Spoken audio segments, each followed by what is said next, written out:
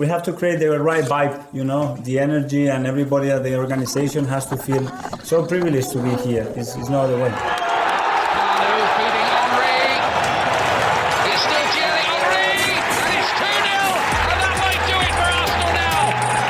Thanks for listening to the Purely Arsenal podcast. Please follow us on Twitter at Purely Arsenal FP for all the latest Arsenal podcasts. Welcome to a Purely Arsenal sit-down champions edition of the Purely Arsenal podcast. It's been 10 years of podcasting, 22 years of waiting for a moment like this, but it's finally come, and I'm with the original Neil Shah. How you doing, Neil? Mate, we're champions. Come on. Come on, Jack. Without kicking a ball. Oh, brilliant. Working Unbelievable. Working from home, exactly, online. Unbelievable. Oh, my God. Unbelievable. It's unreal, mate. Oh, by the way, it's 11 years of podcasting, Jack. 11 you've done. 11, is it? Yeah. Jeez, I got that wrong then. We started in 2015, did we? Why did I think it was 2016 then? I was trying to go back in the archives and I couldn't quite get the date on it because we can't, you know, it deletes the old ones and stuff like that. But 2015, man, we've been through some times. And we've known each other for so long that we'd met after we'd won our last title a year after. We met in 2005. Yeah, which is oddly is a lot of where I have a lot of pictures. Because I was saying to my mum, when any pictures you got of me back then, and I was like, it's weird because I don't have quite the pictures that I thought I would during the Invincible season, which is odd because I went to so many games. I'm sure you did so many games, and there's a few of me in the stadium and stuff like that. But really, a lot of the pictures were sort of after that. And it's almost like it's weird because it was my final year in secondary school then, and all I really remember is just almost feeling like you're walking on water going into school, and it was just so much banter, and you just felt like it was the norm then, though, Neil. Do you know what I mean? Because you almost didn't. I mean, maybe you did because you were a little bit older, but as a kid, I'd been through 6 years of quite a lot of success, 3 titles, stuff like that. So it almost felt like you took it for granted. Almost. It was the norm. Norm. Correct. You knew the Invincible thing was special, no doubt about it. You knew that was different. But in terms of winning the title, you did the one thing I remember in 2004 thinking was, wow, this team is incredible. I do remember thinking that, like, we are seeing some incredible players and a collective team. But I think in terms of the winning of things and things like that, it was normal. Yeah, it was normal, and I took it for granted. Exactly, and the same here. And I've been saying for so long that if we ever win it again, I'm going to inject and ingest every second, because I'm not doing that ever again. Because I was only talking to Mickey yesterday, and I said to him, do you remember we used to go into the stadium thinking, how many are we going to win by today? And we're almost like sitting there thinking, no, it's going to be 4-5-0 again, isn't it? There's no real excitement. I mean, it's stupid. How can we talk like that? But it was, though. It was. We used to sit there and thinking, 4-5, what do you reckon? And we did. We used to blow West Ham away 4-0 by half-time. Man City, we used to win 5-1 on a regular basis. Yeah. It was such as you said, a norm for us. And then all of a sudden, we got that barren spell, and now we were like, no, I'm not going to do that ever again. I'm going to just ingest every single second, Jack. And I think, as you can see from social media, it's been unreal. I mean, look at that stadium. Within 10 minutes, there was 100,000 people outside, and we hadn't even kicked a ball. And it was a Tuesday. We weren't playing, and the parade isn't even around the corner yet. It's going to be absolutely mental. I'm so jealous. I'm so jealous. I've never felt like I just want to be somewhere else. I can imagine, Jack, but you know what? I think it's going to be pandemonium there, because it's going to be a lot more than 100,000. I can tell you, it's going to be chaos. Yeah. Unbelievable how quickly it was. That time lapse video is incredible, isn't it? The one where they're you're just seeing it build, and just a few people, and then hundreds of thousands within moments, and it's just like everyone waited for this huge moment, But it's been building up, hasn't it? Because even the Burnley game, there were so many people. The celebrations were wild. I didn't get to go. I was so desperate to go to that game. I didn't get a ticket, but you could see it from the television. You could see from people that you spoke to that went how mental it was. And even before the game, after the game, but that's kind of been building up for the last few weeks. Even the Champions League semi-final I went to, the atmosphere was just wild, incredible. So I think it's been building up for a while because there's been that anticipation, and I think ever since City dropped those points, it's just that there's been. I think a lot of people have been saying, this is it. This has got to be it now. But once you've actually mathematically done it, it's still there's a little bit of uncertainty, isn't there, Jack? But oh my god, I mean, you were the one that called it. You said, well, let's do the podcast sort of a little later. Yeah. And I wasn't as optimistic. Although I did always look at the Bournemouth game and think that, if they're going to drop one, that even before the Everton drop points, I did think that may be the one, especially with how high-flying Bournemouth are and the fact they could even still make the Champions League. They had a lot on the line. And they're a very good football. I mean, we know they beat us at the Emirates a few weeks back. We know how good Bournemouth are under this manager. I don't really understand how this manager's not been picked up by one of the big teams in the league yet. He's a really smart guy. Where's he going? He's going in here. Where's he going? There's rumours he might go back to Spain because he's obviously, I think he grew up right where, I mean, him and there's some stats, friends. Yeah, so they grew up 30 the Basque region, and some links to Leverkusen, some links back to Spain. But I could see a big team if in England if it could easily go for him. If Liverpool, even if Liverpool decided, I could see him being one of the front runners. I think he is that good, to be honest. This manager, especially when you look at the team that's been gutted. But like you said, I mean, my brother went to Burnley and he showed me some videos, and obviously when it was the atmosphere was amazing. It was amazing, but he also said, it was nervy. At times he was like, you could feel the tension and that kind of stuff. And I have to say, Neil, after the Burnley game, I kept thinking, first of all, never play on a Monday night again. How horrible is that, by the way? Oh my gosh, waiting for that. People were incensed with the change. Oh yeah, for the fans even worse. But in terms of my own selfish sort of thought process, I mean, just waiting. I don't remember the last time we'd played on a Monday night, and Man U do it every week because they haven't got any football to play. But they for some reason pushed us to Monday night, and I was like, oh my gosh, you started to think, this could be a struggle. By Monday night, I was like, oh gosh, anything can happen here. Yeah. And just really nervous. But I thought I'd be quite relaxed going into the Bournemouth game. But actually, Neil, for me, I don't know if I'll get your take on it. For me, it was the opposite. I was a wreck going into the Bournemouth City game because I was not looking forward, and this might be the pessimist in me, but I was not particularly looking forward to going into the last day with jeopardy on the line, to be honest. And I know a lot of people say, Palace got a Conference League final, they'll probably rotate a lot. I wasn't, they might now, but I wasn't as convinced by that. I thought, last home game for Palace, their manager's also leaving, it's probably their best manager they've ever had. Oh god, sure. So he's a legend for them already, winning the FA Cup and all that. And now they've won, and I thought, I don't know, I think he'll want to give his fans a good send off here and put on a good performance. Or without doubt, Neil, I looked at it going, I'd much rather be playing a Villa at home or on the beach after the Europa League than I would be playing away at Palace. So I think that game had a lot more jeopardy on it for us than the City Villa game. So I was really nervous. I mean, how did you think? You were quite optimistic going into that Bournemouth might get something. I think I remember in your text, right? I was surprised that they dropped points at Everton. Really surprised at that. They actually could have lost that, couldn't they? Oh yeah, they should have lost it. Yeah, right. So that was a surprise. That was almost a bonus. But before the Everton game, I was already thinking Bournemouth's the game that they're going to really struggle. Bournemouth is so damn good. The way it's incredible that they lost the player. They lost. It's Semenyo going from Bournemouth, didn't he? Yeah. Yeah. They lost their best centre-back to Real Madrid. And lots more, yeah. And you're thinking, surely they're not going to be the same, but they are a well-set-up team. And I thought, especially being away, City are going to struggle. I think they're going to struggle because, in essence, they're playing catch-up. I know they've got the games in hand, But they still got to win them. We've got the points in the bag, thank God. I know we had a lot of 1-0s recently, which were very nerve-wracking, believe me. I mean, we all were. I mean, do you remember a few pods ago I was thinking, I don't care now, even if you win the next 7 or 10 games 1-0, it doesn't matter.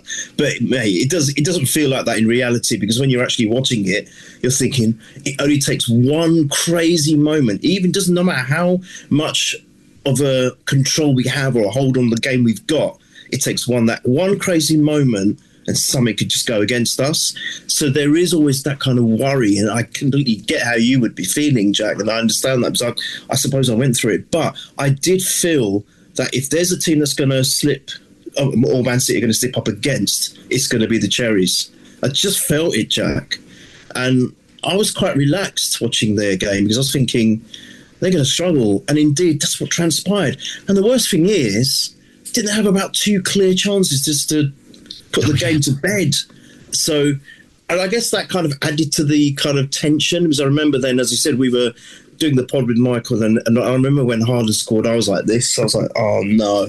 And there was only like a couple of minutes left. You think, if anyone's going to do it, it's going to be City now. Yeah. And then all I started thinking about was Sunday. Immediately, the game hadn't even finished there. Yeah. It was still 1-1. But all my thoughts while we're on the pod, and I couldn't really focus on the pod, I was just like, oh no, so it's going to be Sunday. And although I was still very optimistic about Sunday, you still think, oh, can't we just wrap it up now? Because then we've got even more time in a weird way to prepare for the important Champions League final.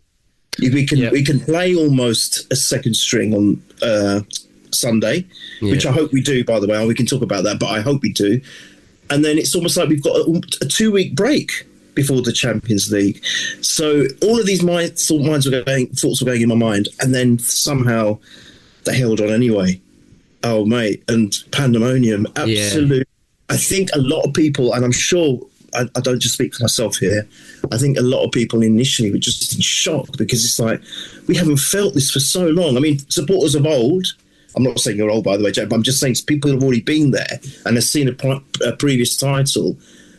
We haven't felt this for so long. How do we behave? And then you got the addition of social media, and obviously I've poo-pooed a lot of social media, but still, it is there. We wouldn't have been able to do this if it wasn't for social media. So there are some positives with it that comes with it, but it's like, what do we do now? How much stuff do we look at? It's just sort of everywhere. You know, you're looking in, and the new feed comes on Twitter, something else on Facebook, something else on. I don't use TikTok, but TikTok, I'm sure, was exploding everywhere. You know, it's Instagram, and you're thinking, I don't know where to look. Whereas before, in my day, you had the papers, and the next day you had to wait for a bit the teletext, which didn't show that much, and then the news. And that's it. And I remember with the old VCIs, the press play and record, to actually record the news clips on the local news, especially, or the London news. But now it's like just in your face, the new update, the next update from fans, from the actual club itself. And it's like, I don't know what to do. And Jack, I know that you wanted to pod straight away. And I said, look, I'm going to be too tired. But mate, I didn't sleep. I did not sleep a minute all throughout the whole night, because it was just constant, and my mind was buzzing, and I thought, I don't know how to feel, I don't know how to behave. It's just unbelievable, mate. And then one of the first things I thought was, finally, because I thought me meeting you and John, I thought, we've never won it since we met. No, and we're so passionate. We're so passionate about the club, and we love it so much. We've never had a chance to even talk about a title win. And I thought, is it ever going to happen in our lifetimes of me knowing you two? And finally, oh my God, it happened. And we're like, shit. Now it's all about retaining it, Jack. Come on, man. I know. It is mental. It's weird. You don't really know what to do. I mean, I think that obviously you call everyone. You're talking to everyone as soon as it happens, and I don't know. That's the big thing that I came away with as soon as And I'll tell you what, that moment that Savinho got in down the left, I remember, like you, I was thinking, oh, they're gonna win here, and then with that. What effect does that have throughout the week? Look at the comeback they've made to take it to the last day. Is it written in the stars? Imagine the narrative all week. Do you know what I mean? And I heard some people, I mean, in fairness, I heard some relatively big accounts weeks back when we were about 6 to 9 points clear, saying things that infuriated me, like, oh, I really want to beat Pep in a title race, and I want it to be a proper title race. And I just was looking at him and I was going, why? You want to get out of sight and be done with it. But obviously, as soon as we fell into it being a title race, and it is, and I believe, I don't know, maybe he's lost one somewhere, but I don't believe Pep's ever lost a title race. This is the first time. So I was always having that in the back of my mind. I was like, how's this guy never lost one? Do you know what I mean? No. Like, Liverpool's situation is, credit to them, but it's completely different.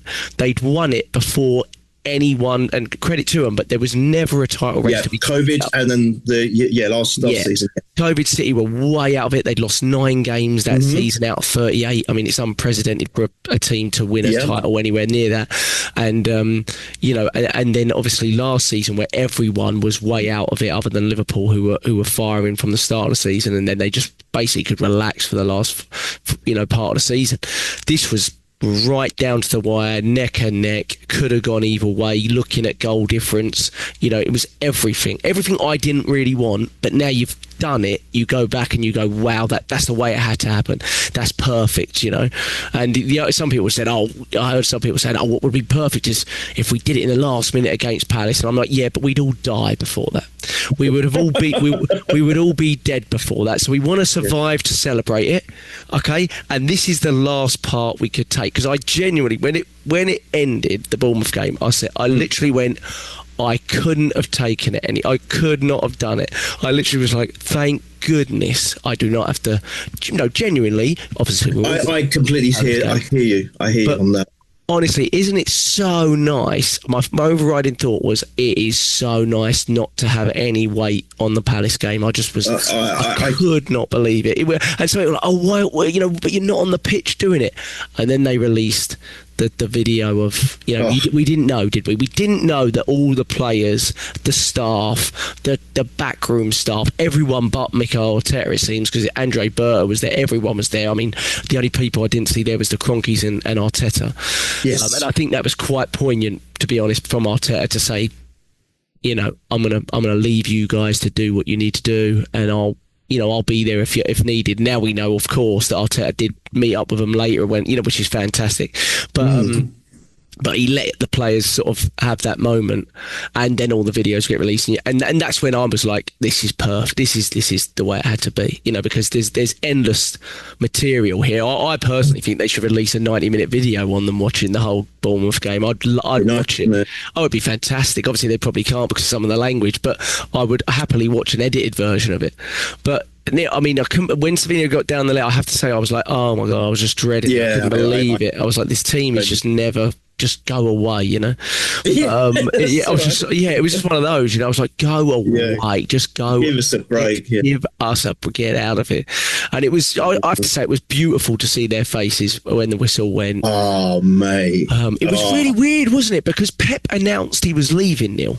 Before. This isn't a City podcast, but it was weird. And then, no, so he didn't announce. You thought he announced it, but supposedly that was announced without him realising it, and he was fuming going into the Bournemouth game. But I didn't think to believe that.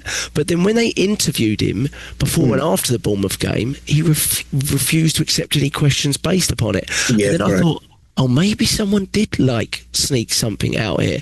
Either way, it works in our favour. But I mean, like you said, some of the social media stuff that we just didn't have 22 years ago this is why it's beautiful, isn't it? At moments like this, you just go, wow, I don't know what to watch. I don't know how much to watch of it. You can't stop watching it. And I was like, no. You just don't want to sleep. And I don't know about you, but I just felt like a weight had been lifted. I was like, oh. Yeah, massively. God. Yeah. And to be honest, they've been calling us insufferable for years. Well, they don't even know what that means now, because we are going to be even more so. Why not? Because like I said at the top, and you as well, we I don't think we appreciated it back in the heyday, in the golden years of Wenger. We're damn well, I'm not going to make that same mistake, mate. I just am not. If I get hold of anything that I like, I'm just going to retweet it and put a quote on it or something. Just going to keep on just those little bits, every single fan doing their little bit, just to give everyone else hell, especially all of those that have been almost dragging our name through the gutter for years, Jack, for years. I just want to see them swivel and really kind of sit there and think, oh God, we can't say anything now. And they can't. I know so many people have said things, but the one thing that just keeps coming into the back of my mind is the recent one where Joe Hart was looking so smug. He was vividly smug and angry at what Rooney was saying on Match of the Day. Rooney, of all people, this is the irony. On Rooney, wasn't he? Right? Oh, spot on when he said 5 points. It literally might be 5 points, so it's almost there, but he said, I don't think it's going to be a point. He said it's going to be a few points, maybe even 5. That's what he said. And wow, he got that right. And you should have seen Joe Hart. No. Look at City's spine. Oh, they're all winners. There's no way City are going to do it. And bloody think, shut the F up, mate. What's wrong with you? And it's just people like that. You know, you've got loads. You've got Jamie O'Hara, and you've got bloody Paul Scholes, he's one of the most toxic, salty, very dislikable people out there. It's horrible. I mean, all right, I know Roy Keane is not a fan of us, but at least Roy Keane says what he means, and he always has done. And when he needs to, he does come out with some fairly sensible stuff, let's say.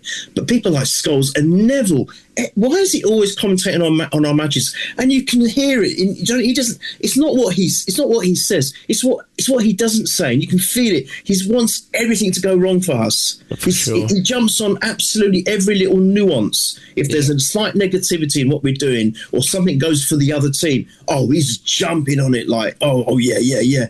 Straight away, that's a red. I'm not having that. I don't like that. Shut up. What about your players? What they used to do to us? Bloody literally kicked Rowe off the park at Old Trafford when we were going for our 50th unbeaten. We've forgotten all of that, mate. Do you know what? I'm so happy for people like that, especially, to shut the F up now. And you're talking about those videos. I wanted to cry, and I'm not ashamed to admit it. Even on the pod, I thought, with Michael, I thought, oh my God, am I going to... And I didn't. And do you know what got me, Jack? It was seeing what they did with Wenger. Oh, mate. And they released that straight. It was like almost... I didn't know what I was watching. I was thinking, hold on a minute, what's this? Because it was so quick. Recorded this kind of thing. It was obviously pre-recorded. Oh, God, yeah. Of course, yeah. And then he's pouring the wine and you think, hang on a minute. And then you just enjoy the moment. I'm like, holy... And it just got me. Especially coming from him. He is the main man. You know, they're going on about, Pep. That was the other thing that annoyed me. So we just won the title, but there was a big focus on his, the fact that it leaked or whatever it was, I don't care, that he's going. And they're just going on all these graphics. Look at all his 17 majors and and the best manager of all time, and all this debate starts up. And you think, we've just won the title, and this is what you're focusing on. It annoyed me. And then that's when I'm thinking, is this deliberate? In case we did win it, in case they did slip up against Bournemouth, it's a way of taking some of the limelight away from us, because that just drives their narrative perfectly to suit them, doesn't it? Pep this, Pep that, Pep this. Fuck off. We've won the title. We're the champions. It's our time now. Forget City. Absolutely. And I mean, it's just so hard to know where to sort of go with it. But when it happens, you kind of like... Yeah, like I said, you feel like a piece and all the sort of the weight's lifted, and you just want to relive sort of every moment. But then when it kind of settles, you're like, you start thinking about the moments in the... I just started thinking about the moments. Like, what were the moments? You always remember it in the Invincible season. Like, for me, there were so many moments in the Invincible season, but I remember that moment sitting in the crowd in the East Stand with John and when we're 2-1 down to Liverpool at half time, and we just gone out of the FA Cup, just gone out of the Champions League, and you just were like, and you were like, this is what's going to happen here. What are we doing? And then everything turns around, and from that point onwards, you're going to win it, and you probably know from that point onwards you're going to win it unbeaten as well. You're just like, this is it. We're going to do it. And I go back to, there's so many moments, but because this season it was so topsy-turvy and we had such a setback for a big period for our April, where I have to say, I think all of us were like, we're gonna lose it again here. I felt that anyway. Some people were stronger and like, no, we're still gonna do it. But I think it was hard after that City loss. It was really hard to see that honestly and be like, we're still going to do it after you let a 6 to 9 point lead go, and they had all that momentum, and they were playing better than us at the time, and they looked buoyant and confident and fresh and fit and no Champions League, all that sort of stuff, and and then you go to, I there's so many moments that I want to talk about. I think we've got to talk about the players, the fans, the manager. But is there any moment for you, Neil, that sort of sticks? I mean, there's lots that you could talk about. Like my brother mentioned, he went Newcastle away, and I went, amazing, John, amazing. I went, but it's too early for me. I said, it's a moment, it's an amazing moment, but it's not the moment that I went, we're winning it. It was too early. So I was kind of lingering towards what was the moment. But is there a moment for you that stands, it's probably more than one, because we're going to talk about it, but is there a moment for you that sort of stands out as being one like, that was when I felt we're going to still do this, or we're going to do this, that kind of thing? Okay, so I'll say it a little bit in reverse, and I'm like John, I'll go to one even earlier than Newcastle. I'm saying that defined it, but now it's quite significant. And it's Martinelli's amazing goal with Eze's assist. Yeah, right? Hindsight is huge on that one, isn't it? Yeah, and you look at that and you think, wow, that's a differential of 3 points there already. He's last gasp, and it was such an amazing goal from a player who probably we've been expecting a lot more of as well. He did well in the Champions League. Of course he did. He saved us. He assured that we had a unbeaten run to the final, to be fair to him.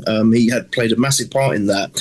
The Newcastle one was another one where the last gasp winner again. We were 1-0 down against Newcastle, weren't we? I think, if I'm right. Yep. And we got those two. And we got those 2 late goals, I believe. Gabriel got the header of the 2. Wasn't it 2 corners or something like that? I don't know. And then you got loads of moments. Then you got Marino coming in and contributing before his injury. He got a 2 or 3 headers. I think there's 2 or 3 games in a row. You had Trossard contributing this. So that you can, like you said, you can pick many moments. But where, for me, and by the way, when you talked about some people didn't give up and still believed, the most important person that didn't give up and still believed, I think, was Declan Rice. And they mocked him for it, though, didn't they? That's almost frameable, that moment. But they mocked him for it. And, they did. But it's a moment that will live along in the memory now. He was right, but they mocked Wenger for saying we can go unbeaten all season, and then it happened the very next season, didn't it? Yeah. So, more fool them, Jack. But he believes, and I think no matter what anyone says, I know we go on about Odegaard, he's the true captain, but the official captain. But I think Declan Rice and Gabriel, for me, are the 2 main leaders on that pitch. In my opinion, I believe that, especially with Odegaard being out so often. So I think for me, the most important person believed, and maybe that resonated within the camp, and that's good. That's good to know. But for me, I changed my player of the season 3 times this season. It was Timber initially, then I think it went to Rice. But I'm sorry, I saw I don't know whether it was if Arsenal did it last night, kind of a little bit in preparation of this pod today. They've got a 30-minute video where they're showing our route to winning the league. And amongst that are so many saves from David Raya that I think have turned us. When they always say a championship winning team will win you 12 to 15 points, he truly has, Jack. He truly has won us so many points where he has saved key moments in games, sometimes at very late on, where we could have dropped so many points. And the main one was the one against West Ham. I think that really made, because if that ball, if he'd scored that, I think that was curtains for us. I truly believe that was curtains for us. Yeah. And he made that incredible. And it wasn't just that one. He made one earlier in the match. I think the diving header. And that was a great save too. So there have been so many key moments. I know there's a lot of outfield stuff that's done it for us as well. I'm not, of course, I know that. But for me, I'm going to say that save, I think, that was when I thought, I think this is fate now. No matter how hard it is to believe, because we haven't done it for so long. You see, this is the other thing. if we had won those titles where we were in control, do you remember 2008 where Eduardo got injured, that horrible injury? I think we could have gone on to win that year. I really do, because we were flying that year before his injury. And I think we were probably arguably one of the best teams. Then we had a chance when Leicester won it, that crazy season where Leicester won it, where we beat them, where Welbeck scored that last gasp winner. Ironically, we did the double over Leicester that season. And we fell off. And then we just fell off. It's like, what? If anything, we thought that would have inspired us to go on and just win it at a canter, and we didn't. We did the complete opposite. City felt against us this season a bit. Yeah, exactly. Yes, correct. But and then obviously, these last 3 seasons prior, maybe there's an argument where we should have secured one of them at least. So there have been moments where we could have won it, and if we had, I don't know if this would. Of course, it's massive to win the title. If you win it every year, it's massive. But would it have felt the impact of winning it? Felt as significantly important in all the years that I've been following Arsenal, Jack? Just this one thing I wanted to say. I don't know how you feel. We've had some unbelievable moments in history where you got the Anfield 89. I thought that the team that won the double in 98 was a magnificent team. This is all pre-Henry as well. This is where you had Anelka, and I thought was a fantastic player for us. I thought that team was good. I thought the next double team was very good as well. And then, of course, you had the Invincibles, and we've had all these glorious moments of winning, Wenger himself on his own winning 7 FA Cups. We have had so many incredible moments that no one can ever take away from us. No one, especially in the Invincibles. But in terms of context, and because of all the crap we've gone through from outside the club, especially, I think winning this title, is one of the most important wins that I've personally, in my opinion, have witnessed. It's so significant. We just had to do it, Jack. We had to. And I think the difference between when Wenger used to win it, because it was so difficult to retain, it's a difficult thing to retain the title. We all know that. Yeah, apart from City, who did the 4 in a row recently. But I think it's a very difficult thing to do. But I think this time it feels different. And I'll tell you why. And I'm not anticipating we're going to go and win it again next season. Of course, I will say that anyway. But, that's just me. But I think there is a difference, because in the days of Wenger, we didn't have the powerhouse of the financial backing.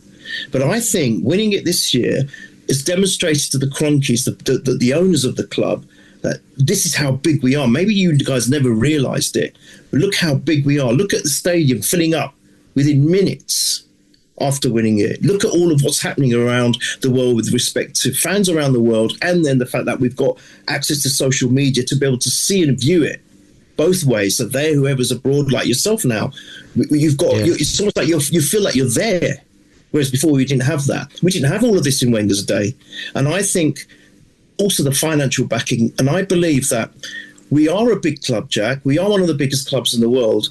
Now we have the tools to act like it, and I think now going into the summer, we've already got a championship-winning side, but no, we've still got to go. We've got to have further ambition, and I think we'll have the tools to be able to even buy bigger and better players to add to an already great squad, and I think that's the difference. Yeah, and I think that's the importance. Now, can you imagine the converse? If we hadn't won it, can you imagine? They were going for the quadruple. They've ended up with nothing, and also the mindset of that going into the Champions League final. I don't know how that would have affected the players. I'm not saying it's a given that we're going to win it. Of course it isn't. PSG is a tremendous side, and I wouldn't want it any other way. If you're going to become champions of Europe, you're going to have to beat the best, Jack, at any stage of the competition. But I think we've got this renewed belief now. The players are probably playing on such a high. The fact that we don't have to worry and have any pressure on Sunday as well. I don't care. I don't want to lose the game, but I don't care if we do now, because it doesn't matter. It doesn't. Yeah. Let City win 10-0 or whatever it is, and we can lose, and who cares, Jack, mate? I couldn't care less. It doesn't matter. It's irrelevant. But the point is, we've got a lot in our favour now. But can you imagine if we hadn't won it, and then going into the Champions League final, and then what would have happened? There would be all the narrative about Arteta. We need a new boss. All of that starts. And this year, remember, this summer, it's a shorter summer because there's the World Cup. Yeah. right? So not only were we thinking, oh, there's going to be fans going Arteta out, there's going to be all this kind of negativity around the club. Oh, look at them bottlers 4 years in a row that had complete control, especially this year. They still couldn't do it. It would have been very, very different, Jack. So I think because of that, this win is probably, for me, in my opinion, I think it's one of the important, if not the most important title wins that we've ever had. That's how I see it. Yeah, because the problem with it was, and I know there was a lot of, even with us, a little bit, of talks of if it doesn't happen, even, and I'm sure you won't mind me saying this, said, what if, the next 3 games goes the other way? What do we do? What do we discuss with Arteta? And it's not, I don't think anyone, and I questioned 4 or 5 years ago was when I questioned whether Arteta was the right appointment when we were sitting around 8th. But that first season that we saw progression and we were sort of battling for the Champions League, I was all in, But the problem is with a project, when you get so close so many times, there's a lifespan in that, where you're going to lose some of that group, whether it's mentally or physically or both.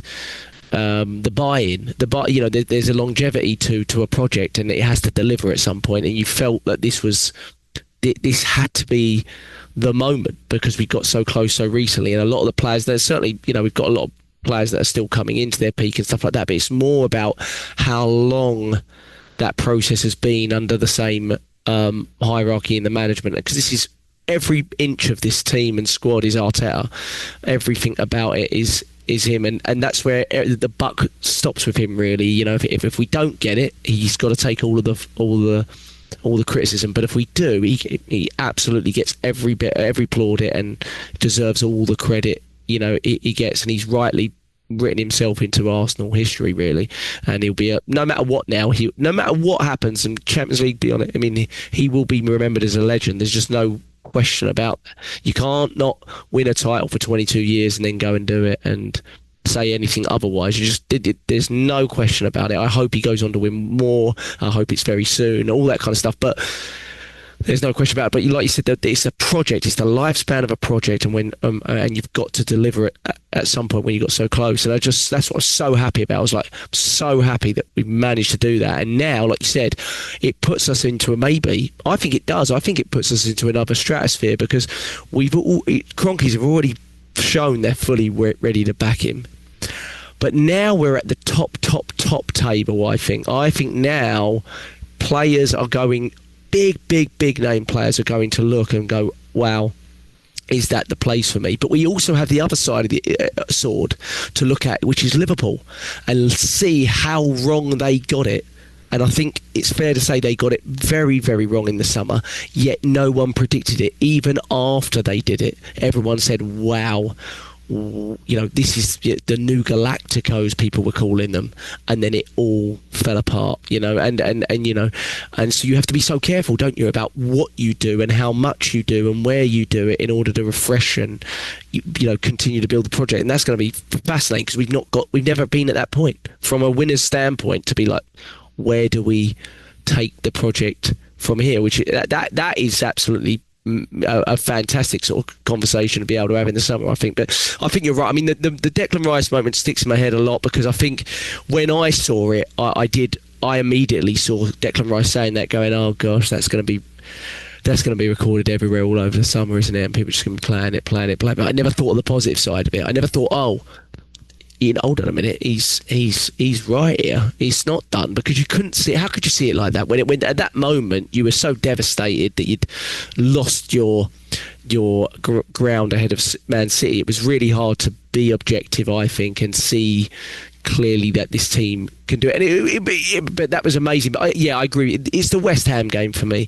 I mean, I thought about the Dowman moment, and I was at the Dowman moment. I was really believing. We were 7 points clear. I think City drew with West Ham that same day, actually, oddly enough, and you felt it. You felt you were getting so much closer. But because of the setback, for me, the Gabriel moment at Newcastle, incredible. The Martinelli moment, amazing. You can even talk about the Eze moments against Tottenham, incredible. But and there's so many more. But the West Ham moment was really where everything was on the line.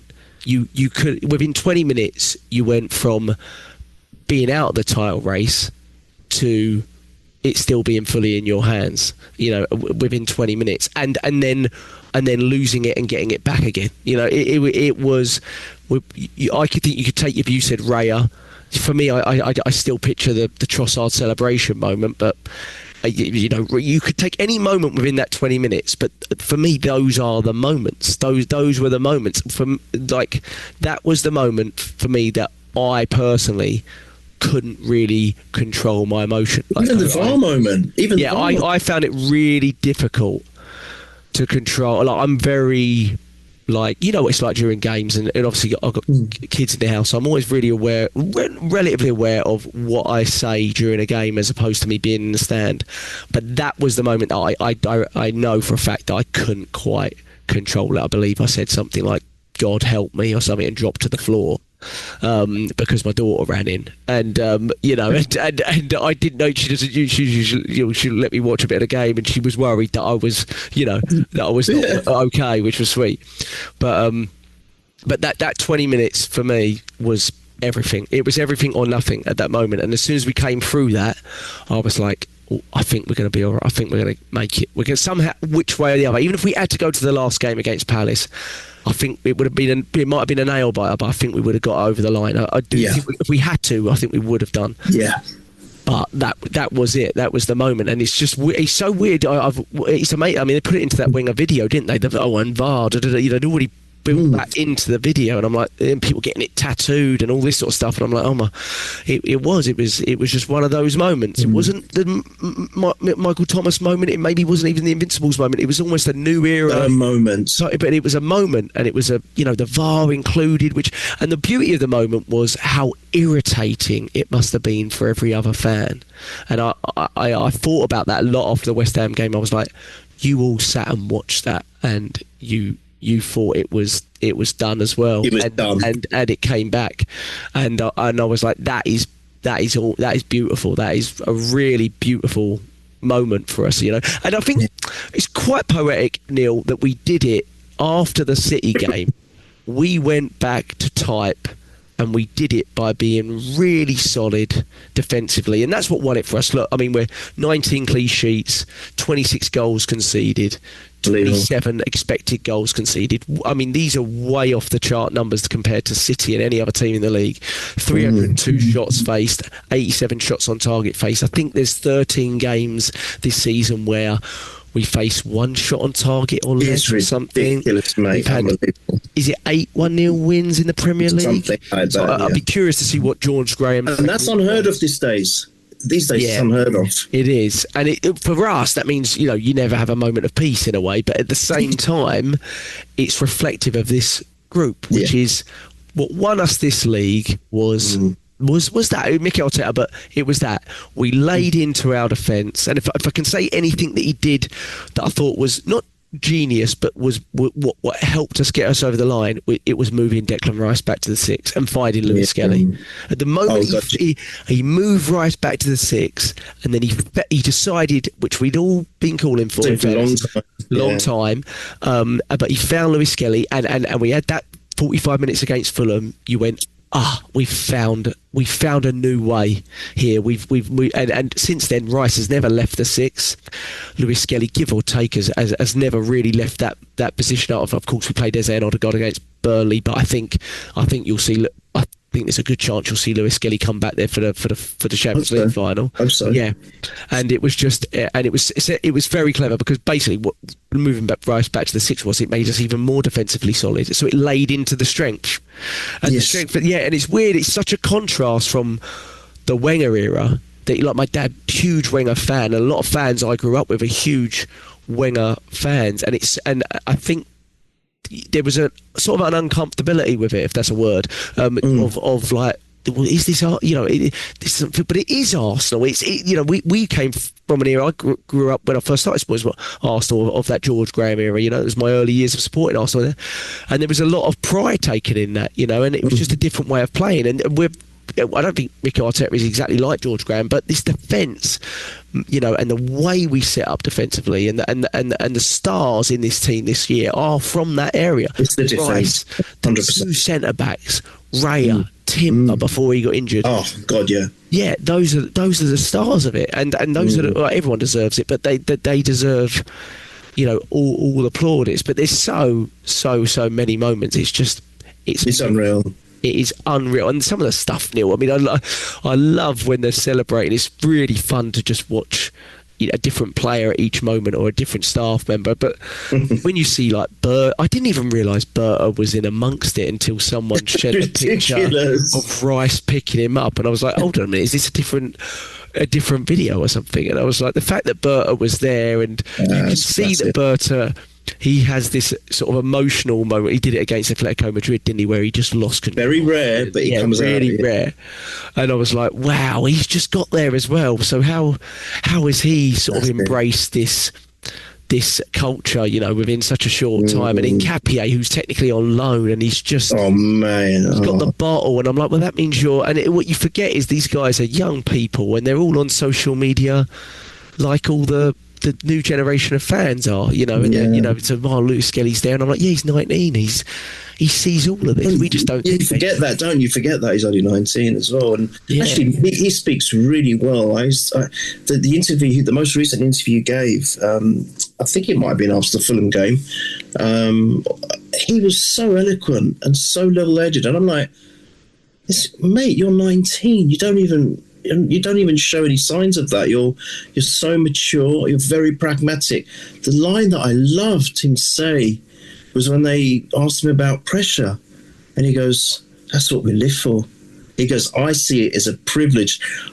The word he used, privilege, to connect that to the word pressure, I thought, wow, this boy's on a different level. So not only is he something special on the field now that hopefully he's got his place of comfort in that playing position, but wow, he speaks so well, and I was so impressed. But you talk about the moments as well. Think about this, Jack. Before the League Cup final, which was only recently, if you think about it, it feels like yesterday in a weird way.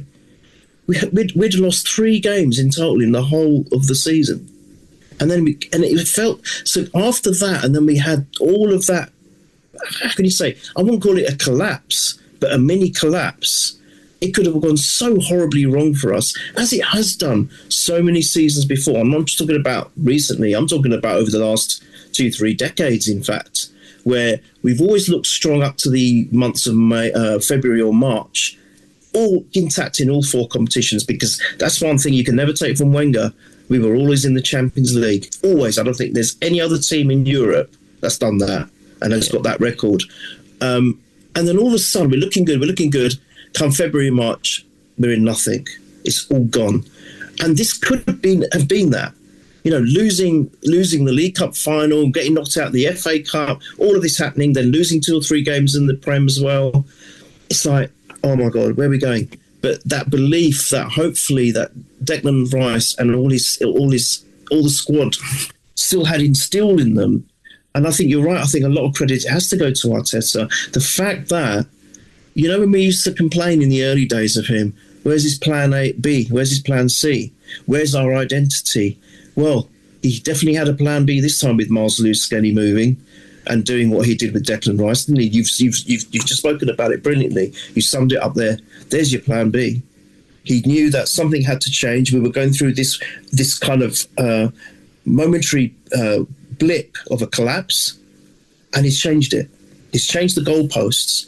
And yes, it worked right. We weren't blowing teams apart, as you said, but we were getting the wins. And I think this is another thing that we have to give the defence a shout, like you said. We were able to get those 1-0 wins. And Jack, how many times, again, I know I keep bringing it up, but in the last few seasons where we've had a 1-0 or a 2-0 or even a 3-0 lead, and all of us in the WhatsApp group are thinking, it ain't enough. It just simply isn't enough. Because how many times did you say, we drop that one goal and the heads just drop? And it's almost like we don't know what to do. We don't know what to do. But now, this defence, and it's a testament that you compared it with what George Graham did. He built the team on a foundation of defence. Like sometimes we say, wow, that guy is a key player. We've got to build a team around him, right? What George Graham did, he built it, and I think that's what Arteta is. He's gone back to that model And yes, you can't compare George Graham and Arteta. It's still two very different teams. However, the fundamental aspect of the defence is the same.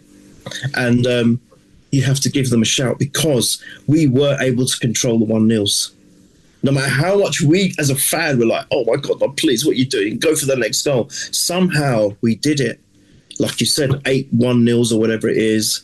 Oh, mate, you know, everyone's going about, oh, we were boring, we're set piece FC, we're own goal FC and all this. I don't care. We have won the title. When in 50 years, people are not going to look at the history and think, oh, look, Arsenal won it there. They're not going to, oh, yeah, that was with an asterisk, set piece FC, or because then they should be putting asterisks on all of Chelsea's wins because they bought success, all of Manchester City's manufactured wins because they bought success, Liverpool, their first Prem win, COVID year, right? I know we also won the FA Cup that year, but I will stand by that as well. I'll say, well, we did win it in a COVID year as well. There are, if you want to do that to us, you've got to do it everywhere else then.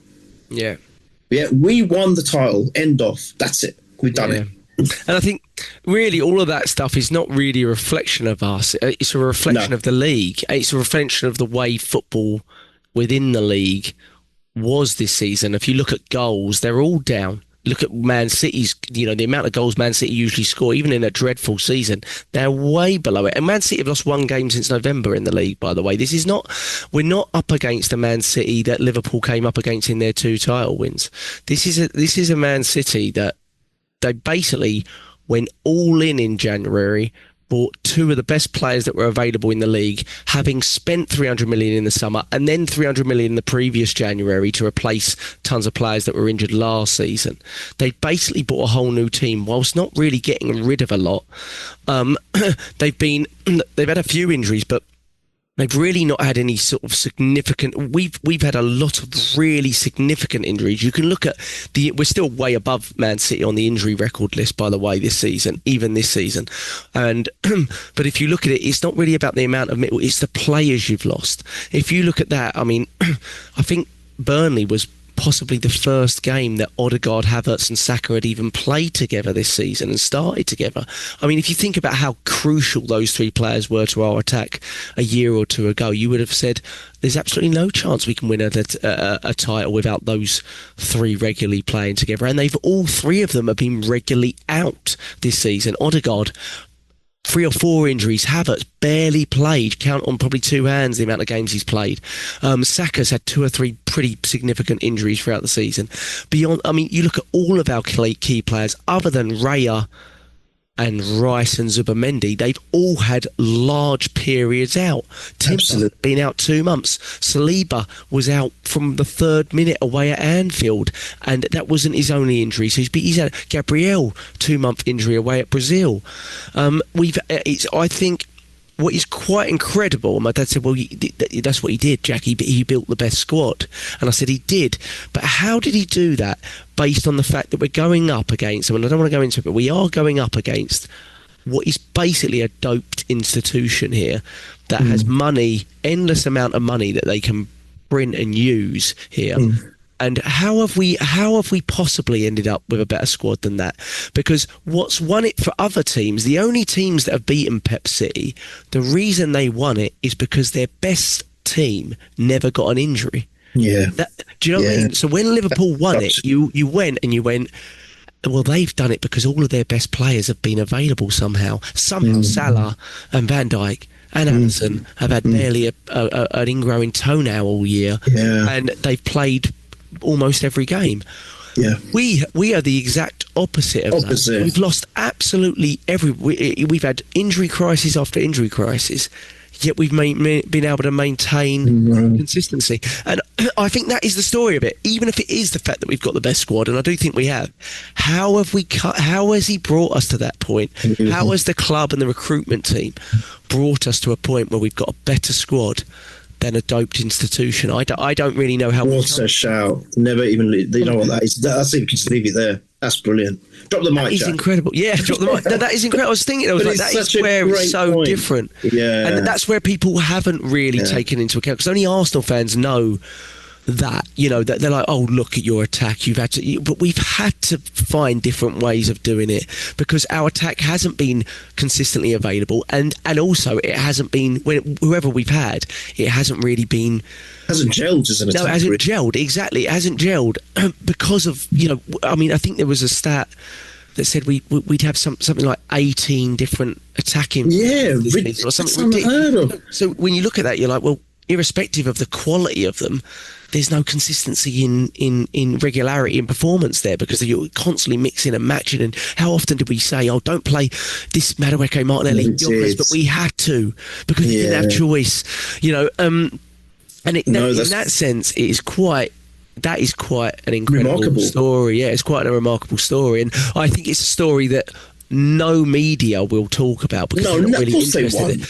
They won't. But as Arsenal fans and how much we know our club, that is probably a big takeaway, isn't it? Because that is unprecedented, really.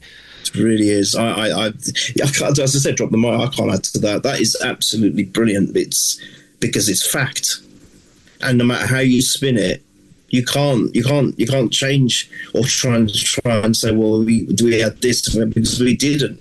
The facts are the facts.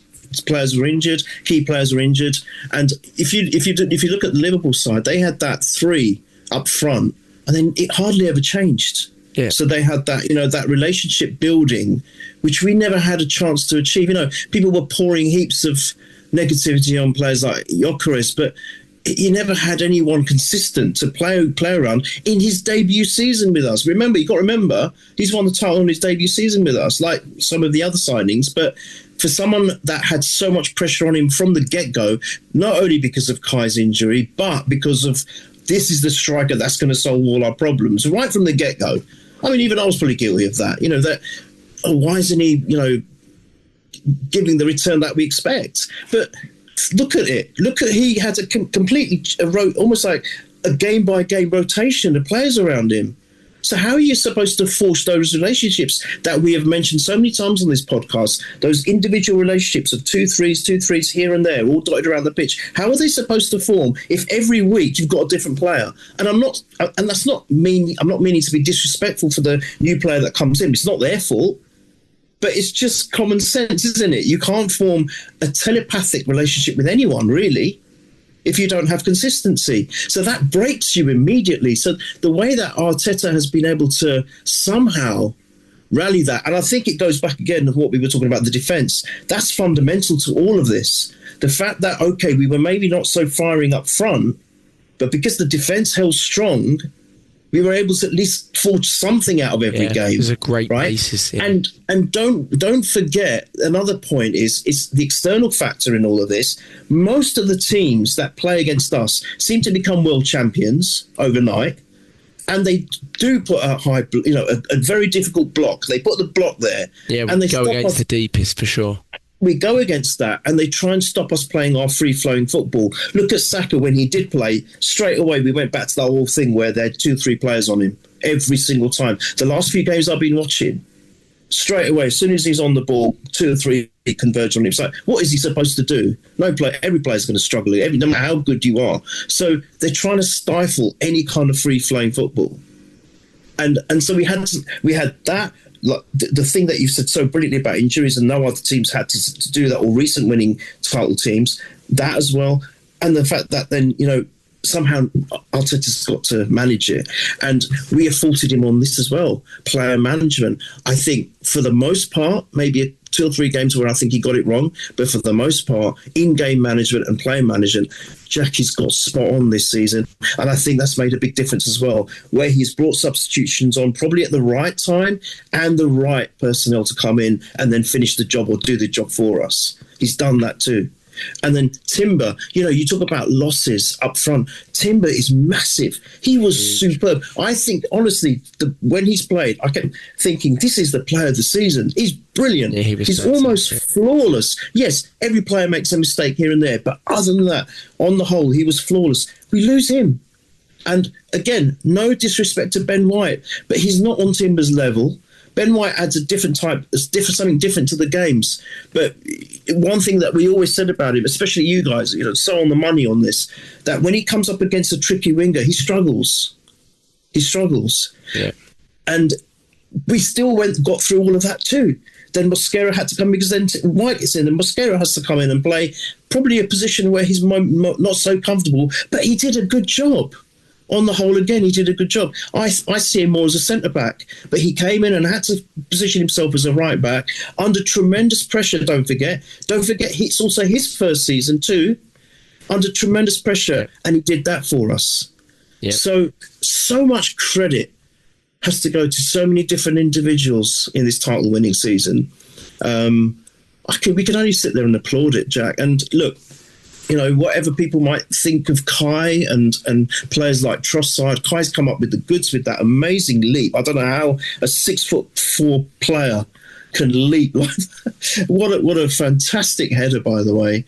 And then look, Saka delivers when we need it the most. You know, he's I don't think he's been the Saka that we've been used to by far, Jack. I don't know if we're ever going to see that Saka again. I don't know at the moment, but when it counted, he delivered with that pinpoint corner, and Havertz delivered with an amazing header. But for me, I'll tell you something. I don't know whether you agree or disagree with it, but one of, if not the standout forward in the last few games for me has been Trossard. He's been really causing the defences problems. He looked very sharp. He looked very fresh. A lot of what he was doing on that left-hand side was giving the defences and teams problems. I mean, even that one where he hit the post against Burnley, he started all of that. He collected a great ball from Gabriel. He controlled it. He then laid it off to Eze, who laid it back to him, and that was a fantastic strike. And the goalkeeper was well beaten. You know, it's just the post that saved him, saved them. So, you know, towards the run-in, you know, you look at certain key moments, but I will stick with my guns, and I will say that Raya, for me, has been the standout. Because if it wasn't for Raya, we'd be nowhere near the position that we finished in. That's my opinion. I know that everyone contributes, but there's been key moments where, as a goalkeeper, you're so isolated. You're on your own. It's only on you. You know, the defences have done their bit. Everyone else, it's just you and that attacker. And so many times he has saved us with ridiculous saves. That one, I don't know which game it was. I saw it on that reel yesterday where I think it hit the post first. It kind of came back. The attacker got it. And somehow he's managed to get in front of the ball, save it. And then there's the other one where he almost did the Seaman-like save in the FA Cup semi-final in Old Trafford, where he somehow sprawled his arm back, contorted it back and pushed it away from the line. It's just moments like that where I don't think there's any other goalkeeper that would have done that. So agile. Yeah, there you go. Yeah, that's it. I mean, he is. He's so. I mean, people will mention, you know, every now and then, oh, what about, you know, big shots from distance? Does he have the reach? But what you get with him in terms of on the ball quality and his agility is just unbelievable. There's just not a goalkeeper that can really compare to him. And what's crazy about it is, I think everyone in the league knows he's the best goalkeeper in the league now. They have to now. Even fans that were sceptical. I mean, 3 Golden Gloves in a row. The way he played, he's just by far the best goalkeeper in the league, in my opinion.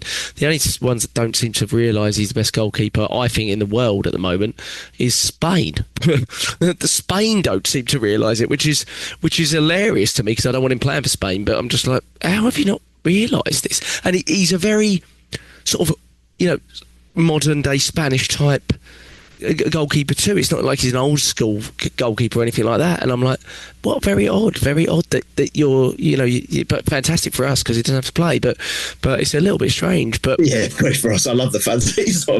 I wish none of them played for internationals, to be fair, but yeah, exactly. I mean, I agree. Raya's got to be up there. It's probably why we won't win the individual player of the year awards, because, you know, some are going to say Rice, some are going to say Raya, maybe even a few might say, you know, one of our centre backs, Gabriel or Saliba. And I don't care about the individual awards. I'm sure the players don't really either. I think it's quite laughable, you know, watching Bruno Fernandes walk around with an award like he's won an actual title for his team when his team's an absolute joke. But it's almost fitting in a way that if we didn't win an individual award, because we didn't win it individually, we won it by committee. we did. And if we don't, I don't care if we win one of the individual awards at all. I find it quite funny that people think we do. But, of course, it's always nice. But I don't think anyone, unless we had a Thierry Henry type player like we did in 2002, 2004, I don't think anyone would probably let us win an individual awards, especially if we go and win, the Premier League and then maybe even the Champions League. They absolutely won't. You just know what this league and things like that, like they'll make sure a northern team gets something along the way, kind of thing. But yeah, Raya, I'd probably I'd go back and forth with Raya and Rice. I'd just go back and forth. I think Rice is so crucial to our stability, our midfield, our leadership, all that sort of stuff. And he has been so consistent, and he's played so many minutes. And the thing with his minutes is, that every part of him, he's covering every blade of grass. So it's like, double whammy. It's not like he's just playing those minutes. He's like giving absolutely everything. So it's just, absolutely mental. But yeah, I mean, Neil, it's incredible. It's incredible to think that, after 22 years, we're back at, and we've won it, and we've won it with a game to spare. I think it was quite poetic that even though Saka and Havertz are not the same, level as they were a couple of years ago when they sort of led us to that title challenge, it was quite amazing that really in the end that's the goal that sort of got us over the line, and it was a set piece goal. And Havertz, you go back to that final game against Everton where he was almost in tears after he scored, mate, because he knew it wasn't enough, and he played so well all that season. And you look at that, and you could tell with this one, he felt like maybe this goal meant much more, and it did. And he hadn't had much of this season to pull on with that, so it was great. I did have a feeling he was going to start him in this one, because I think if you got the opportunity to see Saka, Odegaard, and Havertz together, you probably take it. And I thought this might be one that he takes interest in. That he put Eze in midfield. I'm not sure. On the limited time we've seen that's really worked, but it's been so limited you don't really know. Maybe it could, but I think if I'm honest, probably the most effective front three we've seen all season though is probably Saka, Trossard, Gyökeres. But we've not seen any front three enough to really know. But it'll be very, very interesting as we get closer to the cup final. There's a couple of positions that may be up for grabs. Like maybe that centre forward one is. I expect Gyökeres gets the nod. Me too. I think Gyökeres is on form as well. Yeah. I think he's fitter. I think you could tell from the Havertz challenge against Burnley in the second half that he was a little bit lucky with. I think that was a tired, leggy challenge. Yeah. Dirty one. I have to say, I think we were lucky there. I think we were lucky. Yeah, I think you're right. I think we were dropped a bit of water here. Hold on. I think we were a little bit lucky there. We got away with one, but maybe the lack of force got gotten away with it. But it was definitely a little bit lucky. Though I do think we possibly should have had a penalty in the first half as well. But it is what it is. But yeah, I think Gyökeres, given that he's got us through so much of this season, and he's probably at his best part of his form. I think that probably. I agree. Yes, but we need Havertz. If we're going to win it, we're going to need him anyway. At some point. So he had to get some minutes. I expect that there's a good chance they'll share the game at the weekend as well, or maybe Jesus shares a bit of it as well. But I think Jesus will be on playing for the Jesus. He's definitely going. I think Jesus is out, so I think it maybe as a little thanks very much. And he did contribute with a couple of good goals as well this season. But I think his time's up now. I think he'll be gone. So I fully expect. I actually think Jesus might even start. Yeah, I think there's a good chance. I mean, I think there's a pretty good chance you see a very rotated team. Maybe not as rotated as I said offline, but I do think there's a chance you could see the likes of Dauman and people like that, and Norgard. I hope Norgard plays, because I'm sure he's going to. But I hope he plays. I mean, there's no longer a cap on medals, is there, Neil? Like where Kia has to do 10 games or something. Yeah, but now I don't think there is. I looked it up and it said 5. Okay. Then I looked it up again, and I think the club basically gets a certain amount of medals, and they choose how to distribute them. I think it's something like that. So even people like Kepa will get one. I think, but so that probably won't be. But again, you still it'd be nice to see Norgard play, and I think so. Yeah, and I'd love to see Dauman start. Even Salmon in the back, because he looks good, doesn't he? In the future, especially as we don't have a. I mean, I'll tell you what. The one first team player I would want to see play is Timber, but that's not looking particularly likely at this point, is it? But how good would that be to have him for the Champions League final? How good? He'd have to be part of the squad, wouldn't he? But he's lacking match fitness, isn't he? That's the problem. Yeah, that's why he'd have to be part of this squad. To have a chance to play I think so, Champions League one. And I mean, I saw him walking around the stadium, but it doesn't look like he's not ready. No, and you don't want to risk him. You don't want to risk him. It's been a long time, hasn't it? But he, like you said, he's such a crucial player. Crucial, beyond crucial for me. Yeah, but it was amazing to see them out and about. It looked like they'd been out all night, and they've just decided they were going to do a little lap of the Emirates. I'll tell you, I was incensed with Neville during the Burnley game. The way he was mocking. He said, "Oh, look at." Is he wearing a blanket with reference to Marino, which is where he was covering himself up in the stands? Yeah. And he's made a reference to a cheap shot of that, and then the other. I don't know who it was. Was it Jury? I'm not sure who was commentating for us on. And he goes, "Oh, he looks like he's at the Barbers or something." Okay, fine. Have a little bit of banter. It's fine. But then again, as soon as he get another opportunity, when they were at the touchline, I'll look at them. Is this a cat? Is this football, or is it a catwalk show? And I'm like, any little dig, because you know you're losing grip. You know that Arsenal are now going to win.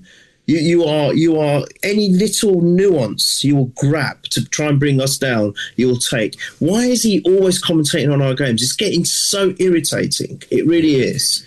It just does my head in. And he tried to become the good guy for a while. Do you remember? And then I thought, all right, fair play. He's talking a little bit of nice stuff, but that was because we weren't achieving anything. So it was like, I'm going to try and back Arsenal. But as soon as he got the sniff that, they're title contenders again, and blimey, they're getting a bit further in the Champions League. He's completely had a turnaround, and I don't ever like to give any time for these influencers or content creators or whatever the hell they are. But I just want to say a very quick thing. I don't know why I'm giving him the time, to be fair, but I never used to like that Goldbridge geezer for Man U, but then over the last few months I started thinking, actually, when I started listening to him a bit more, I thought, actually, it's been quite fair, actually. So I started ingesting a bit more of him. And then all of a sudden, ever since Neville bought him, he's reverted back to an absolute salty git. And there was one clip, and that was the last clip I said to myself, I'm ever going to watch. I even commented on it. He called us cheats. I know. He called us a cheat. And I'm like, I put on cheats, question mark? Explain yourself, mate. What are you talking about? And I said, right, you're done for me. The last 2-3 time reels I've seen of you, you've done nothing but put us down, because obviously you're in Neville's hands now, aren't you? Territory. And I thought, do you know what? I'm done with him. So I don't even want to watch him anymore.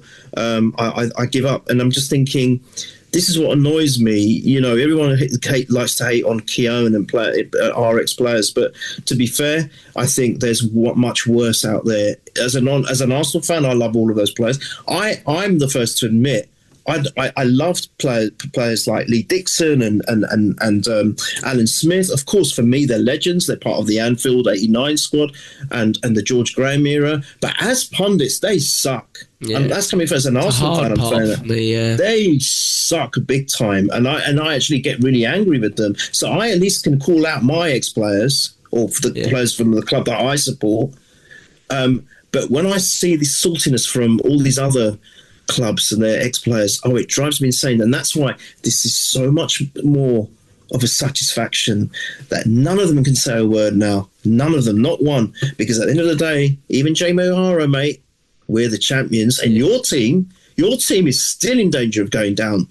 And how funny would that be? Hilarious. So that is going to be the. Do you know what? I know you're going to think I'm crazy, but I'm going to watch our game, and I'll be interested in what team he puts out, because obviously now the focus is on the Champions League. So it'll be interesting to see how he rotates. But I think my focal is going to be on Everton and on Leeds. Is it? Yeah, Everton and Leeds. And mate, I want Leeds to lose. I want Everton to win so bad. Yeah, and they're down. I know. Could still happen. It could. I don't. I mean, I never really believed it. Mainly because I think West Ham are bad. Other than them turning up against us like it's their cup final. Of course, when everyone turns up against us. Right. But other than that, I've watched them in their other games. Obviously, this season because it's been quite interesting to see the relegation battle, and I'm like, you're just bad. You're just a bad team. You're a really poor team. You've got Mavropanos is unbelievable in the air. Oh, he's great. Other than him, and I like Fernandes and Somerville, but beyond that, they're just a couple of individuals there, and it's just not really a very good collective team. So I do think West Ham will go down. But I think what's hilarious about it, and what I found quite hilarious after we'd won the title to sit and watch the last 30 minutes of Chelsea Tottenham, was that it goes down to the last day, and Tottenham fans are all going to that stadium worrying that it might happen. Brilliant. For me, that is it. I even said that 5 or 6 games ago. I went, just keep it in jeopardy, because that is enough. What are they going to do? What they're going to do? Have a big party? In fact, they finished 17th. No one cares. That's hilarious. No one cares. No one cares. It's embarrassing. They will. You're even there. And because you know what they're like. They will. Yeah, of course they will. They'll probably do a parade for it, Neil. Embarrassing. How embarrassing. It is so embarrassing. But for me, knowing that fan base and how just shocking they are, and how much they care about our results more than their own, and all this sort of stuff, I'm like, just keep it in. But Jack, have please them think about the unthinkable. But bear in mind, think about it. Leeds have got nothing to play for. Right? They haven't. They're just quite good, though. They haven't. Whereas West Ham have. And I'll tell you something. I know Tottenham are at home, but Everton can be tricky. What's annoying is that Everton, they can't even. Have they even got an outside chance? No, I don't think so. Like Leeds, I don't think they've got anything to play for. Yeah, but about the same. But it'll be just hilarious, won't it? It will. I'm not putting it beyond the realms of impossibility. I still think there's probably a good 30 to 40% chance that Tottenham could go down, and if it happens, this would be for Arsenal probably the greatest season ever. We win the title and they go down. I mean, you couldn't make it up, Jack. You just couldn't. Especially when, and I'd love to see, one thing I'm aching for someone to do is when they've got on their new stadium, the only place to watch the Champions League, they'll have to change to the only place to watch the Championship. Yeah. And that is for me. Oh mate, it's hilarious. We have to make them suffer if they go down. I mean, suffer big time. And I'll tell you another thing from that. It ain't going to be so easy coming back up. I think they're going to lose a lot of players, and there's going to be a lot of instability. I don't think it's going to be as straightforward that they're going to come straight back up as well. So I think, please, that's the thing for me. But the focal point now on the weekend is that I obviously Palace, it's nice, but I'll watch the game. Part of me is thinking, because I'm at mum's at the minute, I'm only 15 minutes away from Sellers Park. Do I get myself down there afterwards, or during maybe near the end, just to celebrate the win? But it would have been nice to have the trophy lift at home, of course. But the fact that we've done it, we've got it. That's the most important thing. And of course, there's a parade. I wish you were here for that, but I mean, I know, and it's got to be on that Sunday, isn't it? It's going to be on the Sunday after the Champions League final. And I've got a work trip on the day, and I'm like, I can't. What I literally looked at as soon as we got to the final was when's the final, because I started looking at Budapest, and I saw it was on a day that I've got a work event, and I was like, oh great. I was like, that's all good. And then I looked at after the Bournemouth draw with City, I looked at the Palace. I thought, let me just look up what tickets are going for. And even Palace fans are selling their tickets for about $2,000 online. No way. Yeah, in the Palace section. Yeah, so there's going to be a ton of Arsenal fans grabbing those in the Palace section. Oh wow! And, I didn't even see any in the Arsenal section come up on the average sort of ticket websites. But yeah, I remember I went to Sellers Park a few years back, and it's such a tight old stadium, isn't it? Still, so we're going to have we're going to have a maximum 3,000 in there or something. Yeah. But they're going to be so noisy. Sure they'll be so noisy, and there'll be a lot cropping up in the Palace end, I'm sure. Yeah. And if you can get, and I think a lot of Palace fans will be celebrating along with us. I'm not even joking. I don't think we have that London rivalry with Palace like we do with some of the other clubs. There's not that hatred for me. I think there's a nice.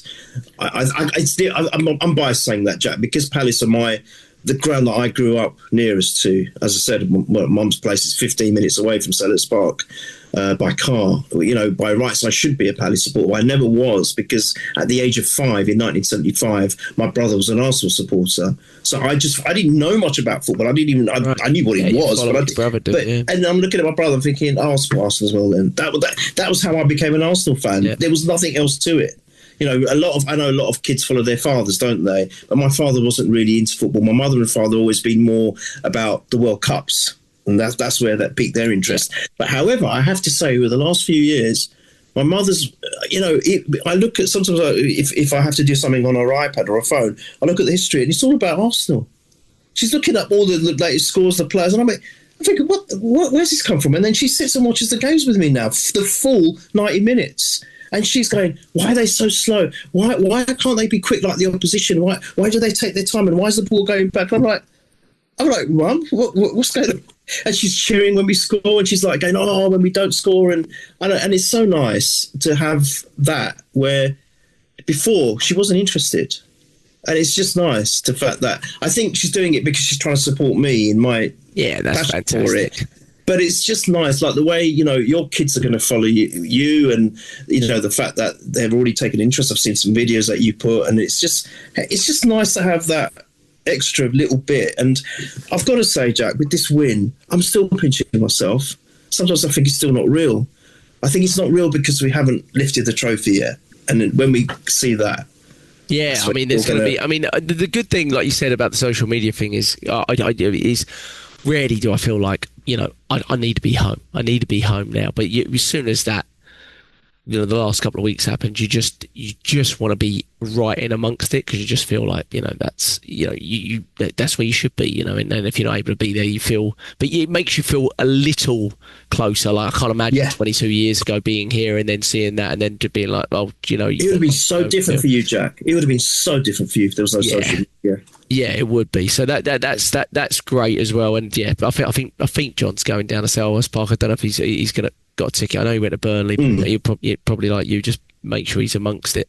But there'll just be so many fans going crazy, won't there? Mm-hmm. Anyone wanting to see the trophy lift and stuff like that. We've already got so many clips of our players and but they haven't even, like you said, they haven't even lifted the trophy yet. We haven't even gone on a parade yet or anything like that. No. So it's mega. It's going to be really, really amazing to see that sort of release and that celebration and stuff like that. And because 22 years is a long time. And but again, it's brilliant. And like you said, even if you're not at the home stadium, you got that parade, so that will be where it feels like it's really absolutely. Do you know the other thing? I know, God, we've been going on football. Is it have to be with the champions, but this is the first season, Jack.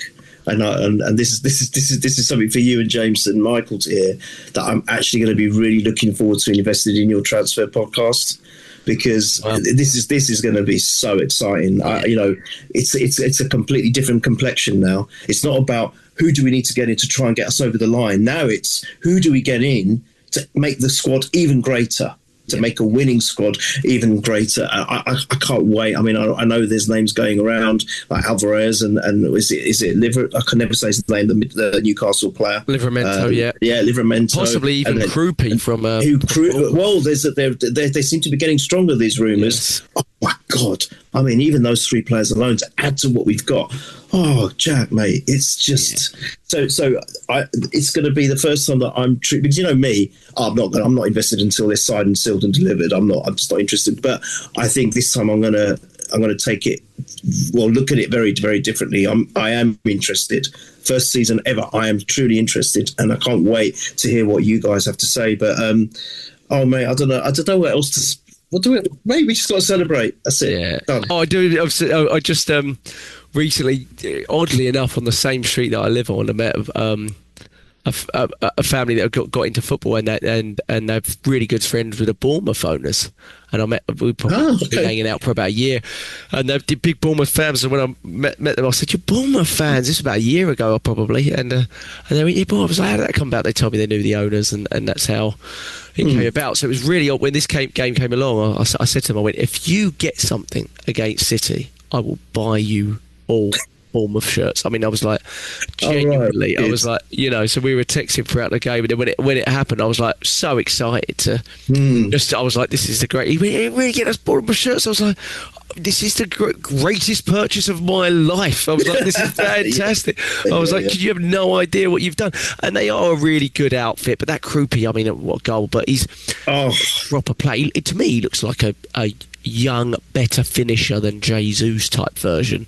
Yeah, he's, and I'm like, if we're going to get rid of Jesus. He's only 19. Yeah, he's only 19. I didn't realise he's only 19. Yeah, he's only 19. Didn't he score against us as well? Didn't he did? Yeah. Yes, he did. A little volley at the back post. He did. Yeah, he did.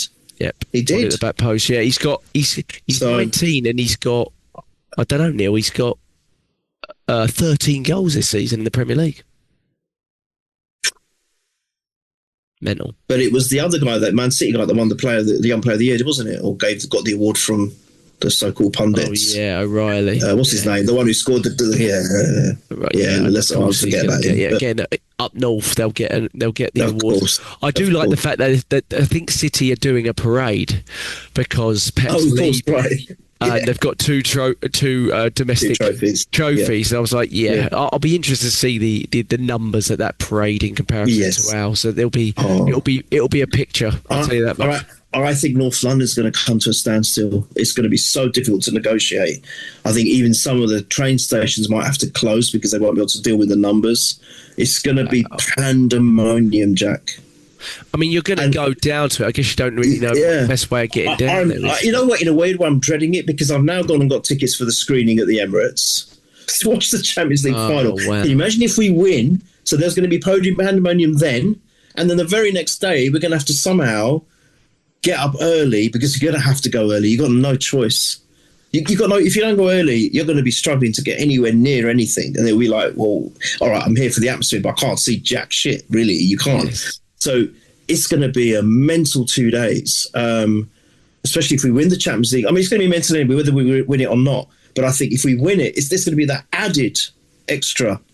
And the only thing I'm regretting now is I'm going to miss all the social media and the interviews afterwards. I'm going to miss all of it, but who cares? If you're there and you win it, the atmosphere. I know we're not watching the game, but you're going to be amongst your people immediately, aren't you, in the stadium? And it's like, I think it's a screening in 2006 at Highbury, was there? I can't recall. I don't think so. We used to have Neil, because I was down at Highbury and I ended up watching it in a local cafe because all the pubs were packed. Yes, that's right. And someone said to me the other day, "Well, I don't think there was a screen. I would have paid for the screening. I would definitely have been in the stadium for the screening. If it was on, But I was surprised. When I went on and I got the tickets, I'm like, it's already almost sold out. It's like, Jesus. So it's a full stadium, is it? I think. I actually no. Actually, now thinking of what you might not be because half of it was already done, and I'm thinking, is that because the screens are only one side? So maybe you're right. They put a big screen in I'm the not sure because I remember when I went to the ones at Highbury, it was a huge. It was only half a stadium then because I remember the one that really comes to mind. I think I went to 2 or 3, but the one I remember so vividly is when Carnu chipped. Remember we were playing Spurs and we beat them 3-1, and he did that chip over the key. Oh, I'll never forget that. And it was only half the stadium because you got the screen one way. So, but I don't know how they're going to do it at the Emirates. I haven't got a clue. I'm going with Mickey's one of the guys I'm going with, and I was speaking to him and I said, have we done the right thing? And he goes, Neil, we have to be with our people. And I'm like, oh, Jesus, all right. Because I was thinking, obviously at home, you get to see everything, don't you? You get to see it all. And then you can, because you get no connection with internet in the Emirates. Well, I don't. So I'm not going to be able to have access to any social media. Maybe that's not such a bad thing in some ways, but you still want it, don't you? I mean, all right, I might sit there criticising it, but I still want to be there and see this stuff. But he goes, Neil, what's more important? He goes, we have to be with our people. Especially if we win it. He goes, imagine you'll be kicking yourself if you were at home and you're not amongst your people. So it's going to be pandemonium, and of course I want us to do all right well against Palace because it'd be a nice little send off. But for me, the focus is the Champions League now. It's just the Champions League. I can't think of anything else, mate. I just can't. No, of course. And like you said, you don't, I mean, we hope, we don't know, because PSG are a ridiculous outfit and they basically rotate their team for the whole season, but we've never had the opportunity to rotate for any game for the whole season, bar the early League Cup games and stuff like that. So the fact that we can do that at the weekend, I do think we'll take full advantage of being able to do that. And because let's be honest, it really for us, it's really about the before and after of the game against Palace now, and all those players can be sitting in their tracksuits if they want and come on and still do and lift the trophy. So just play who you think who you want to get minutes, really, more than anything. But yeah, I mean, I don't know. It doesn't almost feel right to do a score prediction for that, because do we? We've won the league. We've won the league. So do we care? So and we'll probably do another one. We'll do a sort of a PSG preview next week. Yeah. And that's where maybe we'll do. I think we should, because it's such a big game. I think we need to, even if it's half an hour. Yeah, and maybe we'll have a better idea of how we might set up after the weekend. Yeah. So let's do that. So we might as well give a score prediction then, shouldn't we, for Palace? Yeah, go on then. Yeah. I mean, we have no idea we're going to play, but what's your score prediction? Now we've won it, I think we're going to be so relaxed. It could go either way. We could even lose. I can't give a loss. I've never done that on here, so I'm not about to start now. I'll go with just a happy celebratory 3-1. Why not?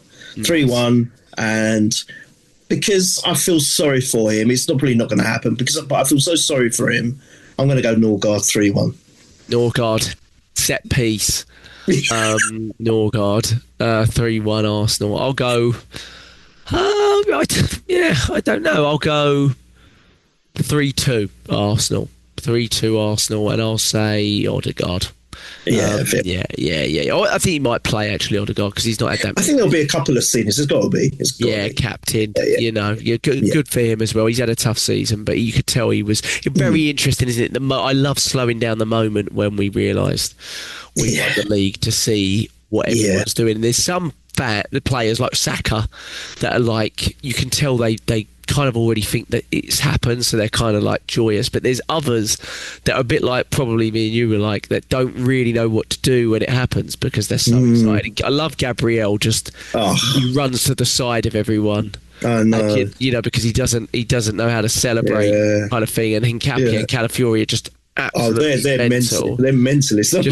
Just gone. But I do like as well, if you like zoom on it, you can see Trossard in the background, and you can tell he's really, really nervous about the whistle going. He's like, he just wants the whistle to go. It's so nice to see that, though, isn't it? That's why I think you were right. I was thinking, I wish they could release a 90-minute version of it. I'd love to see it, or even like a 10-minute bench cam type clip, which would be great to watch. I'd love to see it. I've been trying to find a clip of them celebrating when Krupi scores, and I can't seem to find a clip of them doing that. Of course, there must be that clip there. It's got to be. But maybe they will really. Who knows? Because they're releasing so much. Who knows? But it's good, because I mean, Trossard, he's 30-ish. Like you said, a lot of us have thought maybe this is his final year. People like him and Ben White, they're looking at this moment and being like, this is it for me. Not a bad time to leave anyway. They're champions, right? Will I ever get another? You know what I mean? Opportunity. And those players, the 19, 20-year-olds like Lewis Skelly, a bit like we were when we won when I won the Invincibles. It's like, we do it all the time, kind of thing.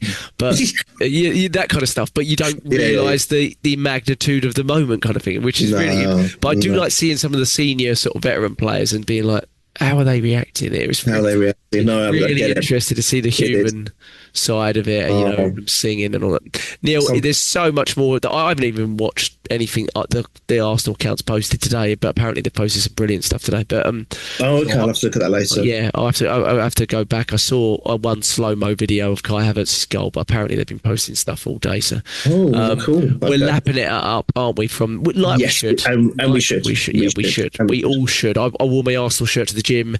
I wore it to work. I wore it to pick it up. Everyone's like, you're just living in it now. Yeah, but it was like, why do you keep wearing? And everyone's commenting on it because a lot of people know about Arsenal over. And she went, why do you wear that? I went, it's been 22 years. Yeah, I felt exactly. like, felt like Paul in Fever Pitch. I was like, you wait till you want something for 22. Exactly. It's very true. It's very true. It really is. It's been a long time coming, and it has been on this podcast as well. So but we've earned it. 11 we've earned years our way. Making, Jack. 11 years in the making. Wow.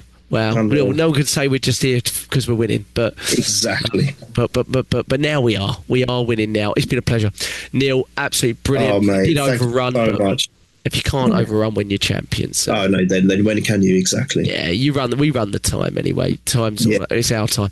At Purely Arsenal FP on Twitter and on YouTube, just type in Purely Arsenal and subscribe to us there. We'll be back after the Palace celebrations, no matter what, to discuss the end to the Premier League season and look ahead to the Champions League final in Budapest. I'm not yet nervous about that because I'm still enjoying this. No, so am I.